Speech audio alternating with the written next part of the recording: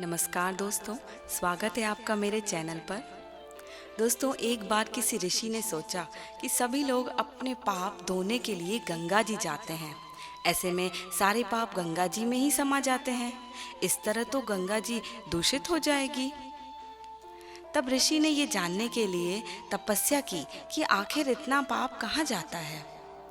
कई दिन तपस्या करने के फलस्वरूप देवगण प्रकट हुए।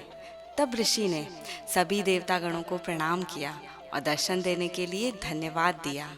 फिर ऋषि ने बोला कि मेरे मन में एक प्रश्न है जिसका मुझे कई दिनों से उत्तर नहीं मिल पा रहा है। कृपा करके मेरी जिज्ञासा शांत करें। ऋषि ने उनसे बड़े उत्साह से पूछा कि गंगा जी में जो पाप धोए जाते हैं वो आखिर कहाँ जाते हैं। तब देवगण ने कहा कि चलो ये बात गंगा जी से ही पूछ लेते हैं। ऋषिगण और देवगण गंगा जी के पास गए और पूछा कि हे गंगा मैया, सब लोग आपके यहाँ अपने पाप धोते हैं, तो इसका मतलब ये है कि वे सारे पाप आप में ही समा गए। इस पर गंगा मैया ने बताया कि नहीं, ऐसा नहीं है। मैं तो सभी पाप लेकर समुद्र को अर्पित कर देती हूँ।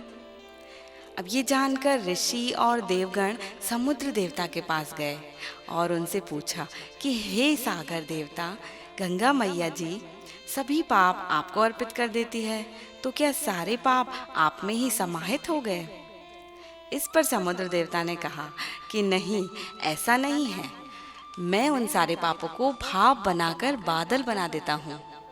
इसके बाद ऋषि और देवगण बादल के पास गए और उनसे पूछा कि हे बादल, समुद्र समस्त पापों को भाप बनाकर बादल बना देते हैं, तो क्या सभी पाप आपके हो जाते हैं।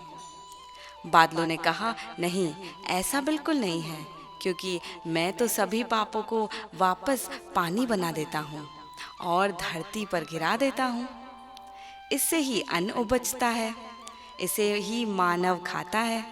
उस अन्न में जो अन्न जिस मानसिक स्थिति से उगाया जाता है और जिस वृत्ति से प्राप्त किया जाता है और जिस मानसिकता से खाया जाता है, उसी के ही आधार पर मानव की अपनी मानसिकता बनती है।